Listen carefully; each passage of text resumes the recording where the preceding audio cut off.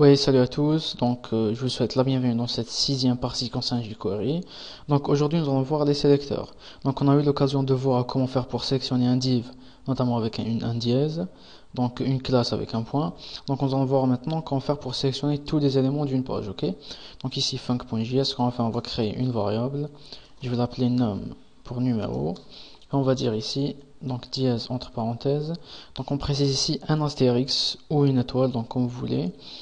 En gros, l'étoile signifie qu'on va sélectionner tous les éléments, ok? Donc, si on a envie de compter combien d'éléments on a, donc on précise ici length, point virgule, et on va alerte tout simplement notre variable, ok? Donc ici, on va check de combien d'éléments on a. Donc ici, 1, 2, 3, 4, 5 et 6. Donc en principe, on a 6 éléments. Donc si j'actualise, j'ai effectivement un 6 ici qui apparaît. Donc on a parfaitement sélectionné tous les éléments. Donc ici, si jamais je crée div, donc je vais dire ma div. Donc je ferme le div et je vais créer à l'intérieur un h1, donc un titre.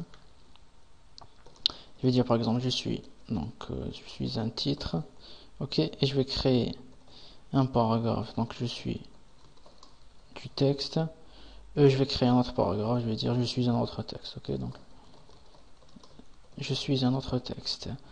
Donc ici, si j'actualise, donc on a 4 éléments de plus, donc on aura 10 qui va s'afficher, donc j'ai parfaitement un 10 qui apparaît. Donc si on a envie de sélectionner les éléments de notre div, donc ici à la place de l'astérix, on précise ici dièse, donc ma div, ok, et on précise ici find, ok, à l'intérieur on précise astérix, c'est-à-dire on récupère donc le div et on va donc trouver tous les éléments qui contient un div, ok, donc le div, j'actualise et j'aurai un 3 ici qui apparaît puisqu'on a 3 éléments, donc on a le titre et les deux paragraphes.